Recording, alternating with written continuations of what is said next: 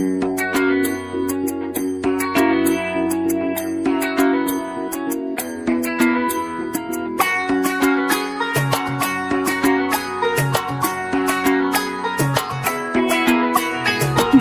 বাজা কাসর বাজা উলু দে আর শাখ বাজা, বছর পরে আবার এলো মাঝে।